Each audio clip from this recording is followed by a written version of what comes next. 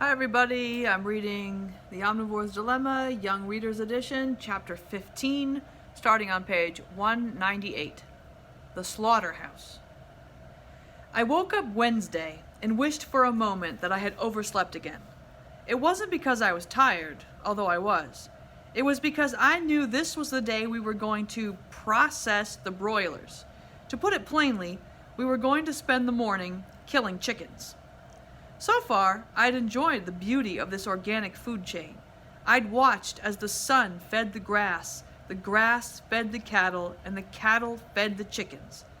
There was one more link in the food chain, however. That last link was when the chickens fed us. An important part of that last step took place right here on the farm, in an open-air shed out behind the Salatins' house. That's where, 6 times a month, several hundred chickens are killed, scalded, plucked, and gutted. I had been trying not to think about this last link, and of course, that's what most of us do. We avoid thinking about or having anything to do with the slaughter of the animals we eat. Even most farmers have nothing to do with it. Not here. Joel insists on slaughtering chickens on the farm. He'd slaughter his cattle and hogs here too if only the government would let him. Joel has many reasons for wanting to do the killing himself. Some are economic, some ecological, some are political, and some are spiritual. The way I produce a chicken is an extension of my worldview, he'd told me the first time we talked. To him, that means every step of a chicken's life must be managed correctly, including its end. So that morning, I managed to get up right on time, 5:30 a.m. to be exact. I made my way to the broilers' pasture. We had to catch and crate 300 chickens. While we waited for Daniel to show up with the chicken crates, I helped Peter move the pens to a new spot of grass. After a while, Daniel drove up on the tractor, towing a wagon piled high with plastic chicken crates. We'd stacked 4 of them in front of the pens, and then he and I got to work catching chickens. After lifting the top off the pen, Daniel used a big plywood paddle to crowd the birds into one corner. Then he reached in and grabbed a flapping bird by one leg and flipped it upside down. That seemed to settle the bird. Then he easily switched the dangling bird from his right hand to his left, freeing his right hand to grab another. I could see he'd done this many times. When he had 5 birds in one hand, I held open the door to the chicken crate and he stuffed them in. He could fill a crate with 10 birds in less than a minute. "Your turn," Daniel said. He nodded toward the cornered mass of chickens remaining in the pen. To me, the way he'd grabbed and flipped the bird seemed pretty rough. Their pencil-thin legs looked so fragile. Yet when I tried to be gentle with the birds as I grabbed them, they flapped around even more violently until I was forced to let go. This clearly wasn't going to work. So finally, I just reached into and blindly clutched at a leg with one hand and flipped it over. When I saw the chicken was none the worse for it, I switched it to my right hand. I'm a lefty. I went for a second and a third until I had 5 chicken legs and a giant white pom-pom of feathers in my right hand. Daniel flipped open the lid on a crate, and I pushed the pom-pom in. After we had crated 300 birds, we went to breakfast. Scrambled polyface eggs and polyface bacon. While we ate, Joel talked a little about the importance of on-farm processing. To hear him describe it, what we were about to do, kill a bunch of chickens in the backyard, was nothing less than a political act. When the USDA sees that what we're doing here, they get weak in the knees, Joel said with a chuckle. The inspectors take one look at our processing shed and they don't know what to do with it. For example, government rules say the walls of a processing plant must be white. But Joel's shed doesn't have any walls. He believes fresh air keeps the shed cleaner than washing down walls with disinfectant. Incredibly, the USDA rules don't set a limit for the amount of bacteria allowed in our meat. In fact, the rules assume that there will be bacteria in the meat, because in a giant slaughterhouse there's no way to avoid it. In most big plants, expensive machinery is used to kill or remove the bacteria on the meat. Those machines, like a lot of things required by the USDA, are way too expensive for a small, local meat processor. More to the point, Joel says he doesn't need this machinery because his meat is already clean. To prove it, he's had his chickens tested by an independent lab. The tests showed that polyface hens have a much lower bacteria count than supermarket chickens. Salatin is confident he could meet any health standard the government would set. By the time we finished the breakfast, a couple of cars had pulled into the driveway. There were 2 women who were raising their own chickens and wanted to learn how to process them. There were also a couple of neighbors Joel sometimes hires when he needs extra hands on processing day.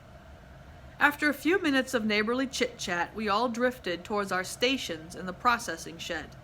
The shed resembles a sort of outdoor kitchen on a concrete slab. There are no walls, just a sheet metal roof perched on wooden posts. Arranged in a horseshoe along the edge are stainless steel sinks and counters, a scalding tank, and a feather plucking machine. There's also a line of metal cones to hold the birds upside down while they're being killed and bled out. I volunteered to join Daniel at the metal cones, the first station on the line. Why? Because I'd been dreading this event all week and wanted to get it over with. Nobody was insisting I personally slaughter a chicken, but I was curious to learn how it was done and to see if I could bring myself to do it. I guess I felt that if I was going to be a meat eater, then at least once in my life I should take part in the killing of my food. I stacked several chicken crates in the corner by the killing cones. Then, while Daniel sharpened his knives, I began lifting chickens from the crates. I placed each bird upside down into a cone. Each cone has an opening at the bottom for the chicken's head. Taking the squawking birds out of the crate was the hard part. As soon as they were snug in the cones, the chickens fell silent. Once all 8 cones were loaded, Daniel reached underneath and took one chicken's head between his first finger and thumb. Gently, he gave the head a quarter turn and then quickly drew his knife across the artery running alongside the bird's windpipe. A stream of blood shot from the cut and poured down into a metal gutter that funneled it into a bucket. Daniel explained that you wanted to cut only the artery, not the whole neck. That way, the heart would continue to beat and pump out the blood. The bird shuddered in its cone and its yellow feet jerked around. It was hard to watch the chicken die. I told myself that its suffering, once its throat was slit, was brief.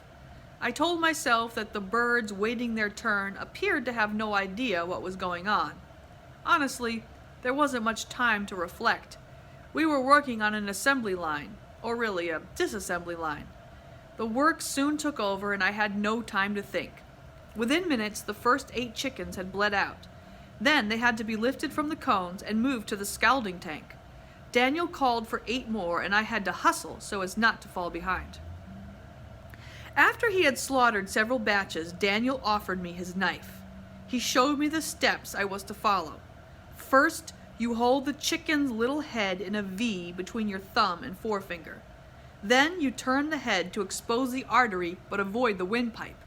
Then you slice down towards a spot just beneath the skull. Since I am left-handed, I had to learn every step from the opposite direction.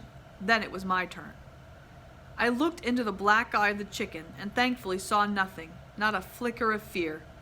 Holding its head in my right hand, I drew the knife down the left side of the chicken's neck. I worried about not cutting hard enough, but the blade was sharp and sliced easily through the white feathers covering the bird's neck. Before I could let go of the suddenly limp head, my hand was painted in a gush of warm blood.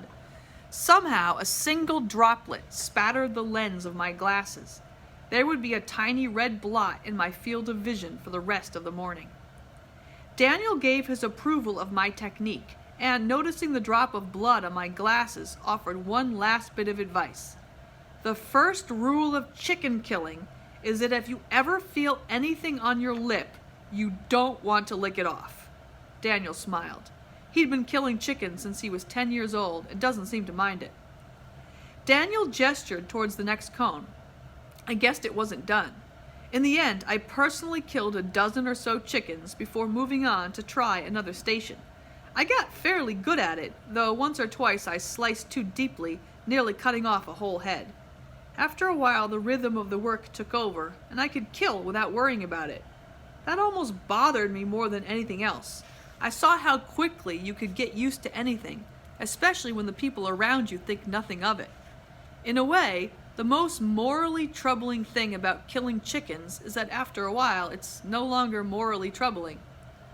When I stepped away from the killing area for a break, Joel clapped me on the back for having taken my turn at the killing cones. I told him killing chickens wasn't something I would want to do every day. Nobody should, Joel said. Slaughter is dehumanizing work if you have to do it every day. Processing but a few days a month means we can actually think about what we're doing, he continued, and be as careful and humane as possible. After my break, I moved down the line. Once the birds were bled out and dead, Daniel handed them by their feet to Galen. He dropped them into the scalding tank. There the birds were plunged up and down in the hot water to loosen their feathers. They came out of the scalder looking like floppy wet rags with beaks and feet. Next they went into the plucker.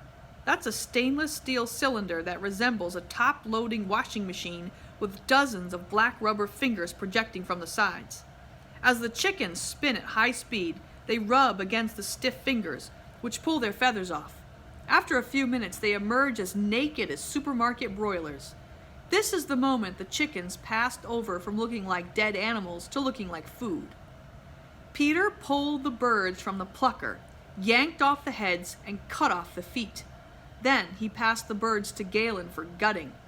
I joined him at this station, and he showed me what to do, where to make the cut with your knife, how to reach your hand into the bird without tearing too much skin. You have to reach in and pull the bird's guts while trying to keep the digestive tract in one piece.